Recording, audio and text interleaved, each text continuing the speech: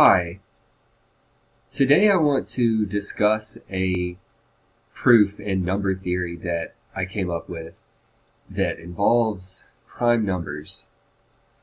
Now, prime numbers have fascinated us for, well, pretty much ever since man discovered the integers. And but one of the interesting things about prime numbers is that there doesn't seem to be a pattern to them. Now that fact, well, if you take that as a fact, or that issue doesn't affect the ability to show that there are, in fact, an infinite number of prime numbers. But my proof deals with twin primes specifically, and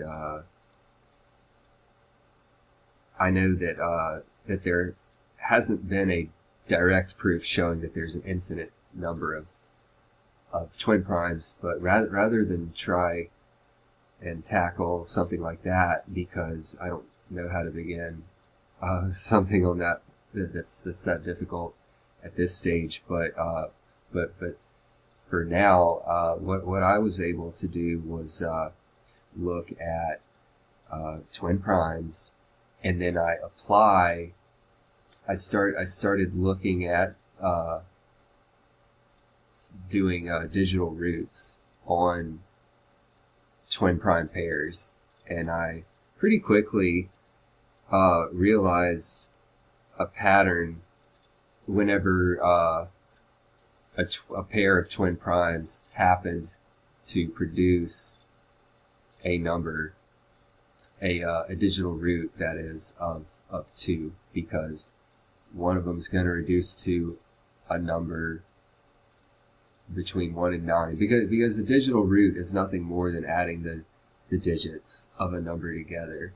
And if it's a bigger number, and you add the digits together and it comes out to be greater than one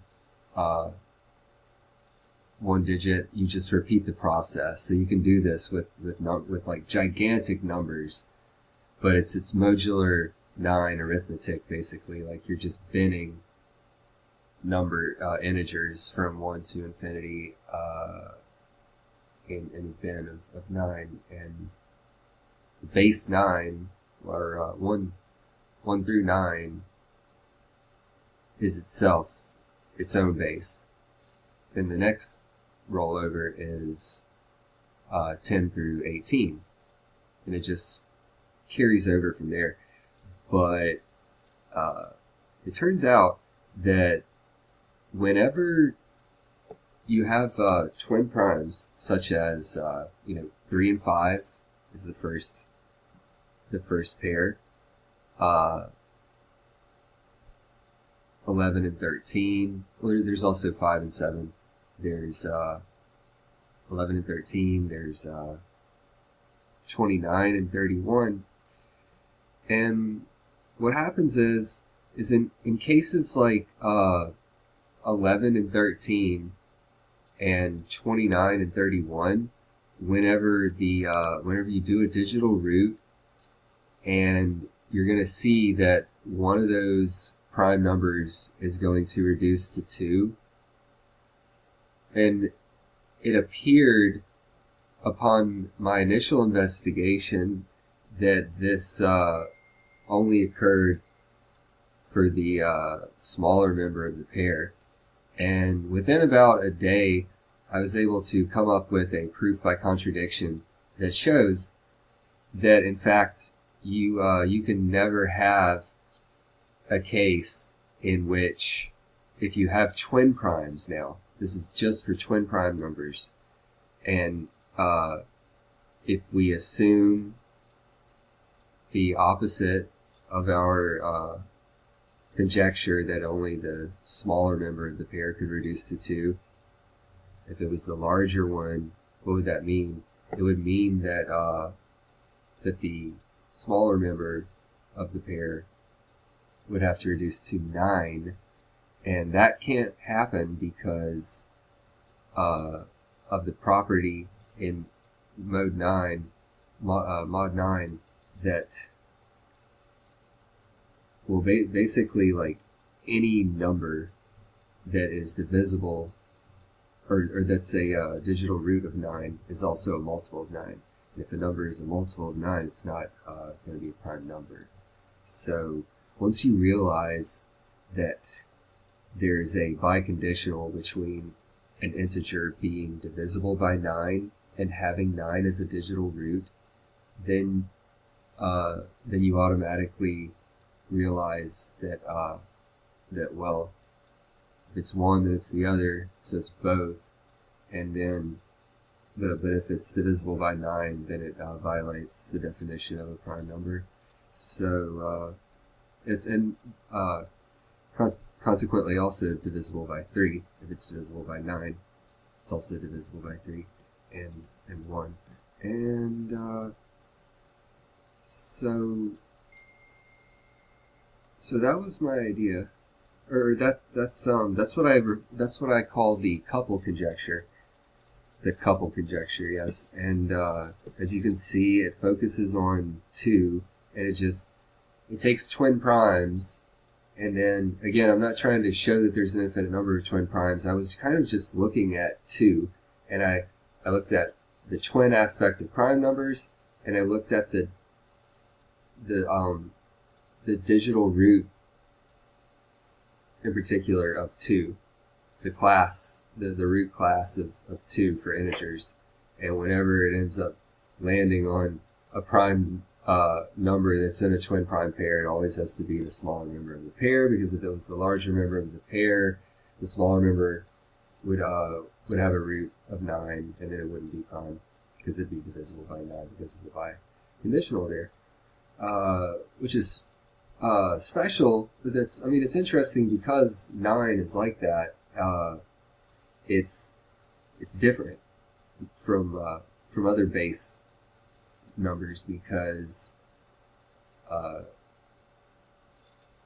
it is the only base that always does that. Like, for instance, if you take any other multiple of a base number, then you're going to find that sometimes the digital root will equal the base, and sometimes it won't equal the base. But with 9, the multiples always add up to equal the base, and that's why the proof works. Again, it's a pretty simple proof, but once you understand it, I mean, you can see that this is just like at the beginning of something potentially deeper and more interesting. I mean, just speculating, that is, there could be some way to predict the occurrence of twin primes based on some kind of regularity having to do with the digital root, but I'm not really sure where to go with it from there. I have to think about it a lot more and let some other people try and help out. And so that's where you guys come in, yes, because mathematics and discoveries, they're not about just yourself. I mean, they are, but let's face it, we're humans. We live in a very connected culture, and in which we rely on each other. None of us can do much without the full interconnected, interdependent web that we have, human society. And so just paraphrasing that, just spread this video if you like it, hit like, subscribe. You can there's any number of things that you can do to connect with me. Write a comment. You can message me. I have I'm pretty easy to find on Facebook or LinkedIn. My name is Watson Williams, and this is just one of my ideas. I have actually a list of, it's an index really, of about 400 ideas, I guess, like concepts. Some of them are just definitions, and they're not really, I say like about 400 because they're not mutually exclusive. I mean, I have that many on the list, but it's like some of them is just like a main idea that gets like split into 20 different like terms or something. Like that can happen, but by and large, I've got a lot to try to get to, and everything's kind of loosely connected. So I'd like to, with my time remaining, I would like to discuss a little bit about the motivation for because it's like two. I mean, this is just speculation, but it's like two is interesting from the perspective of metaphysics and just duality, because it takes two to tango, and even that's something that we would expect to be true even on the metaphysical level. And you just think about creation, physical creation, and then like the creation of logic, or like how everything is like held together on a metaphysical level. One would perhaps expect to see like traces, like a relic of the way that things are set up. And whenever we look at two here, and we find pretty immediate connection between the twos of digital root and the twin. It's like two going together, and like again, it's just very speculative, but it makes the mind wonder. And then that's pretty much the farthest trailing off that you can go from it, and there's any number of other directions that you could go in, but I know I'm gonna forget something, because I always do, or I always like say something wrong whenever I'm going back through and listening to my video, but it's I guess it just comes with practice. But yeah. Well, yeah, that's I think I'm gonna wrap it up for now. That's all I wanted to get across. Thank you so much for watching, and I'll see you next time.